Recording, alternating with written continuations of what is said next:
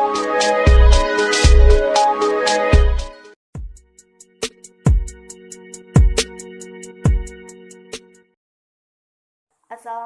warahmatullahi wabarakatuh. Perkenalkan, nama saya Hafizah Nur Fadilah. Baiklah, di sini saya berasal dari kelompok 9. Baiklah, di kelompok 9 ini kami membahas tentang mukhabarah. Yang pertama, yaitu pengertian mukhabarah. Dalam bahasa Indonesia, arti dari muzaraah dan mukhabarah adalah pertanian. Menurut Taqiyuddin yang mengungkapkan pendapat Al-Kahdi Abu Thayyib, muzaraah dan mukhabarah mempunyai satu pengertian.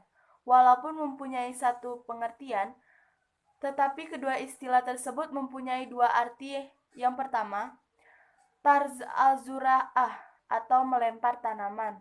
Maksudnya adalah modal. Muzaraah dan mukhabarah memiliki makna yang berbeda. Pendapat tersebut dikemukakan oleh Ar-Rafi dan Al-Nawawi. Sedangkan menurut istilah, definisi para ulama yang dikemukakan oleh Abd Ar-Rahman dan Al-Zaiziri pun berbeda secara terminologi. Terdapat beberapa definisi para ulama. Menurut ulama, Malikiyah berarti perserikatan dalam pertanian. Ulama Hanabiyah mengartikannya sebagai penyerahan tanah pertanian kepada pemilik pertanian untuk digarap dan hasilnya dibagi berdua atau paroan. Sedangkan Imam Syafi'i mendefinisikan sebagai pengolahan tanah oleh petani dengan imbalan hasil pertanian. Sedangkan bibit pertanian disediakan penggarap tanah 2 atau lebih dikenal dengan istilah al-mukhabarah.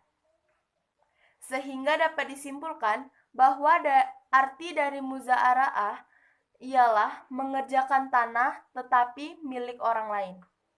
Seperti sawah atau ladang dengan imbalan sebagian hasilnya, 1/2, 1/3, maupun 1/4. Sedangkan biaya pengerjaan dan benihnya ditanggung pemilik tanah. Mukhabarah ialah mengerjakan tanah tetapi tanah tersebut dimiliki oleh orang lain. Seperti sawah, ladang dengan imbalan sebagian hasilnya. Kemudian, sedangkan biaya pengerjaan dan benihnya ditanggung oleh orang yang mengerjakannya. Menurut Syakih Ibrahim Al-Bajuri berpendapat bahwa mukhabarah ialah pemilik hanya menyerahkan tanah kepada pekerja dan modal dari pengelola seperti yang telah disebut bahwa munculnya pengertian muzaraah dan mukhabarah dengan tarif yang berbeda tersebut karena adanya ulama yang membedakan antara arti muzaraah dengan mukhabarah, yaitu Imam Rafi'i. Berdasarkan di Hair Nasyah Imam Syafi'i, sedangkan ulama yang menyampaikan tarif muzaraah dan mukhabarah di antaranya yaitu Nawawi, Khadi Abu Thayyib, Imam Jauhari. Al-Banji mengartikan sama dengan memberi ketentuan usaha mengerjakan tanah milik orang lain yang hasilnya akan dibagi. Mukhabarah ialah kerjasama antara pemilik sawah, ladang dengan penggarap atau petani, dan benih tanamannya dari pihak penggarap. Pembagian hasil menurut kesepakatan kedua belah pihak secara adil. Perbedaan antara muza'arah dengan mukhabarah hanya terletak pada benih tanaman. Jika muzara'ah benihnya berasal dari pemilik tanah, maka dalam mukhabarah benihnya berasal dari penggarap petani. Pada umumnya, kerjasama mukhabarah ini dilakukan pada perkebunan yang benihnya relatif murah, seperti padi, gandum, kacang, serta lain-lainnya. Namun, tidak tertutup kemungkinan pada tanaman yang benihnya relatif murah pun dilakukan kerjasama muza'arah. Setelah diketahui definisi-definisi di atas, dapat dipahami bahwa mukhabarah dan muzara'ah terjadi pada peristiwa yang sama, yaitu pemilik tanah menyerahkan tanahnya kepada orang lain untuk dikelola. Perbedaannya ialah pada modal. Bila modal berasal dari pengelola, disebut mukhabarah, dan bila modal dikeluarkan dari pemilik tanah, disebut muza'arah. Baiklah, yang selanjutnya yaitu rukun dan syarat mukhabarah. Adapun rukun mukhabarah menurut jumhur ulama ada 4 diantaranya yaitu yang pertama, pemilik tanah, yang kedua, petani atau penggarap, yang ketiga, objek mukhabarah, yang keempat, ijab dan kabul, keduanya secara lisan. Baiklah, terima kasih. Hanya materi ini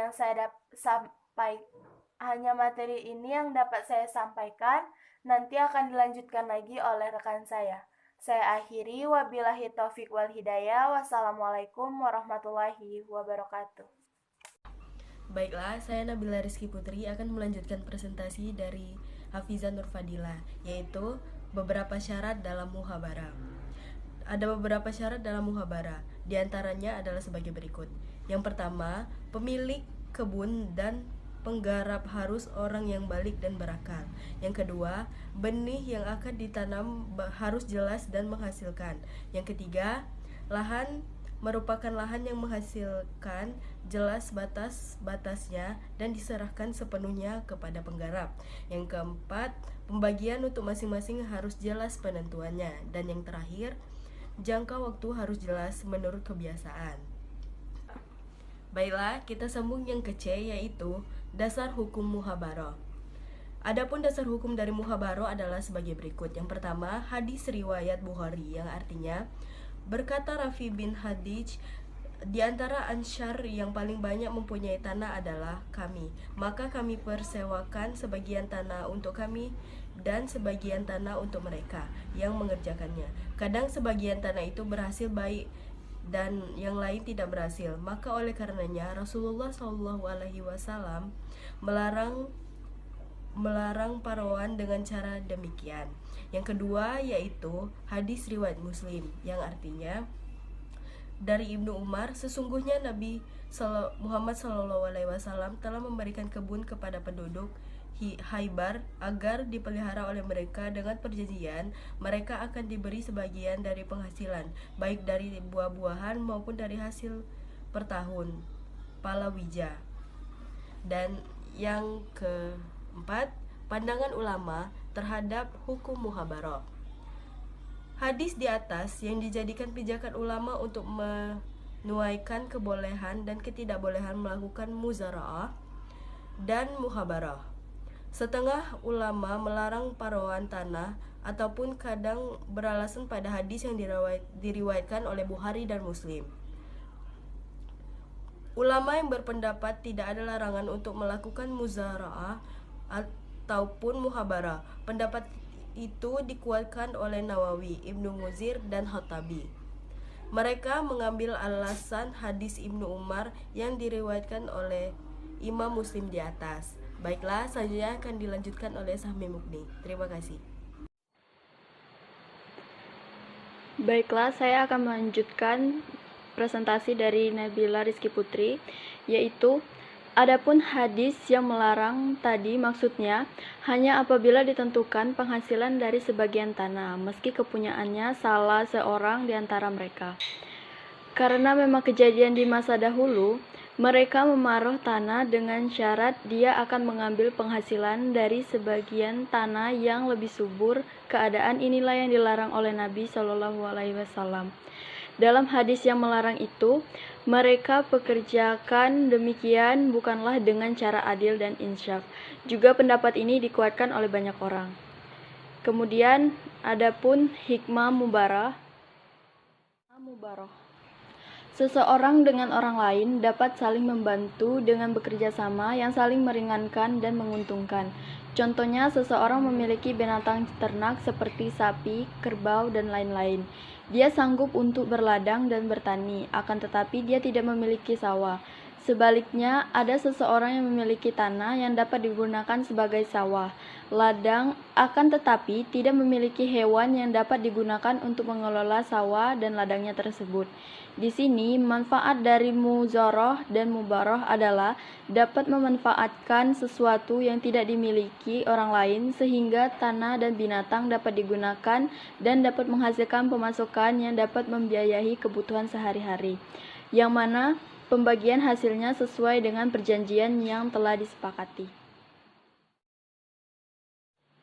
Yang terakhir adalah kesimpulan. Kesimpulan dari mubaroh ialah mengerjakan tanah orang lain seperti sawah atau ladang dengan imbalan sebagian hasilnya, 1/2, 1/3, ataupun 1/4.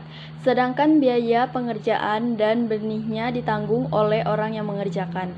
Dengan adanya praktek mubaroh sangat menguntungkan kedua belah pihak, baik pihak pemilik sawah atau ladang maupun pihak penggarap tanah. Pemilik tanah lahannya dapat digarap, sedangkan petani dapat meningkatkan taraf hidupnya.